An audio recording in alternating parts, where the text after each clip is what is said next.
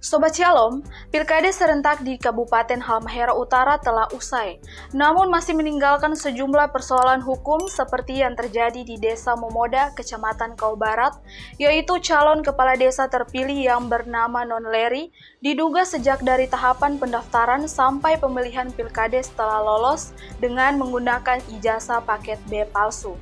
Hal ini diungkapkan oleh Petrosina Pita, salah satu calon yang juga ikut dalam Pilkada serentak di Desa Momoda, Kau Barat, beberapa waktu lalu kepada wartawan Shalom News Berti Timisela di Tobelo, Kamis 4 November 2021.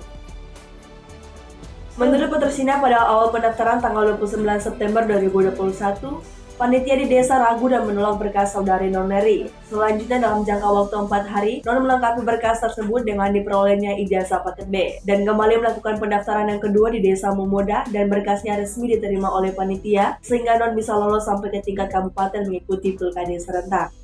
Hal ini dianggap cacat karena surat keterangan pertama yang ditolak oleh panitia itu berbunyi bahwa ijazahnya hilang pada saat musibah tenggelamnya kapal motor Cahaya Bahari beberapa tahun silam karena guru kelasnya ada dalam kapal tersebut. Selanjutnya, Non kembali membuat surat keterangan yang kedua di kantor polisi yang isinya sudah berbeda, yaitu ijazahnya hilang 2 bulan yang lalu akibat karena kelalaian ia sendiri. Maka menurut Petrosina, seharusnya Non harus gugur karena isi redaksi surat itu sudah berbeda dan tidak mungkin ijazah paket B itu bisa dimiliki dalam waktu sekolah normal 4 hari saja.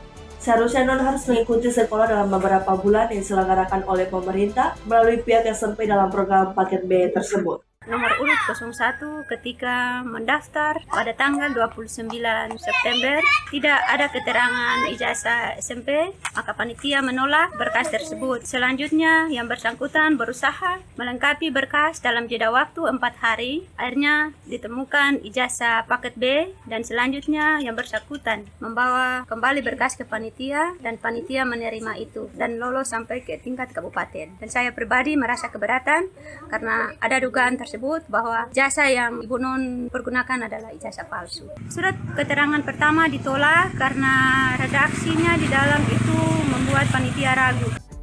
Selanjutnya, Petrosina menambahkan, kenapa di waktu pendaftaran pertama Non tidak langsung masukkan ijazah paket B-nya saja?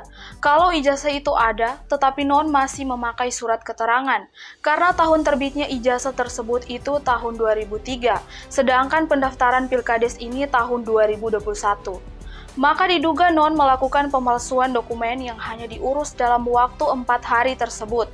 Hal ini sudah dilaporkan ke Polres Halmahera Utara terkait pemalsuan dokumen negara oleh NL calon kades terpilih nomor urut 1 tersebut. Ibu Non di waktu pendaftaran pertama tidak langsung membawa ijazah paket B kalau memang ijazah paket B itu ada. Kenapa hanya membawa surat keterangan? Dan nanti berikan kesempatan selama 4 hari, di situ baru Ibu Non berusaha mengurus ijazah paket B. Sedangkan tahun ijazah paket B itu mundur 2003. Jadi kalau seandainya itu memang sudah ada, berarti di pendaftaran pertama itu sudah harus bawa. Tidak mungkin dalam jeda waktu 4 hari itu ijazah paket B langsung keluar. Sementara itu, penasihat hukum Petrosina yaitu Abraham Nikiulu SH kepada wartawan Shalom News di Tobelo, Kamis 4 November, Abraham menyatakan sesuai dengan keterangan klien kami, benar ada dugaan pemalsuan dokumen yaitu ijazah palsu yang digunakan oleh NL dalam Pilkades.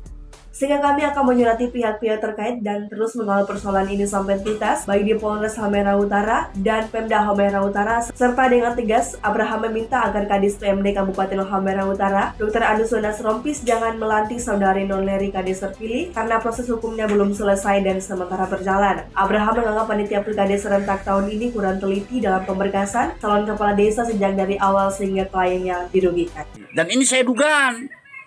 Sebagai kuasa hukum, saya dugaan. Jadi ini merupakan satu surat pemalsuan. Dan saya akan melaporkan masalah ini ke Polres Halmahera Utara. Untuk itu saya minta Bapak Ketua Panitia Kabupaten Halmahera Utara selaku Kepala Dinas Pemdes Bapak Dr. Andus Wenas, jangan dilantik Saudara Non Leri sebagai Kades Moda Kecamatan Kau Barat.